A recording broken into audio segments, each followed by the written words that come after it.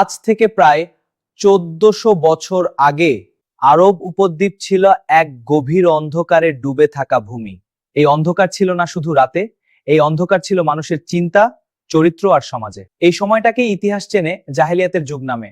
এই অন্ধকার সমাজেই আসন্ন ছিল এমন এক আলো যার নাম মুহাম্মদ সাল্লাল্লাহু আলাইহি ওয়াসাল্লাম। কিন্তু সেই আলো আসার আগে চলুন জেনে নিই তখনকার আরব সমাজ কেমন ছিল। আরবরা আল্লাহকে চিনাতো, কিন্তু তাকে একমাত্র উপাস্য মানত না। কাবা শরীফে ছিল ৩০শতাটিরও বেশি মূর্তি, প্রতিটি গোত্রের ছিল আলাদা দেবতা। তারা বলতো এই মূর্তিগুলো আমাদের আল্লাহর কাছে পৌঁছে দেবে, কিন্তু বাস্তবে মানুষ পাথর, কাঠ আর ধাতুর সামনে মাথা নত করত।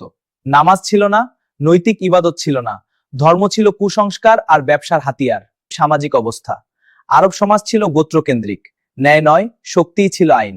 এক গোত্রের সাথে আরেক গোত্রের যুদ্ধ চলত বছরের পর বছর, কখনো কখনো একটি উট বা কূপের জন্য। নারীদের কোনো মর্যাদা ছিল না, স্ত্রীরা ছিল ভোগের বস্তু, আর সবচেয়ে ভয়ঙ্কর বিষয়, কন্যা শিশুদের জীবন্ত কবর দেওয়া হতো। কোনো অপরাধে তাকে হত্যা করা হয়েছিল।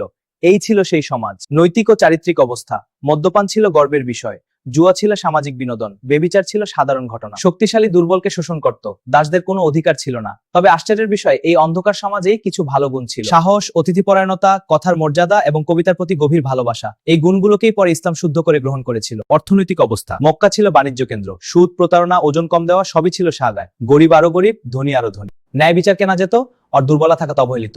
এই সমাজেই জন্ম নেবে এমন এক মানুষ যিনি বলবেন সবার আগে ন্যায়। সমাজ ধর্মে বিভ্রান্ত, সমাজে নিষ্ঠুর, নৈতিকতায় ভঙ্গুর।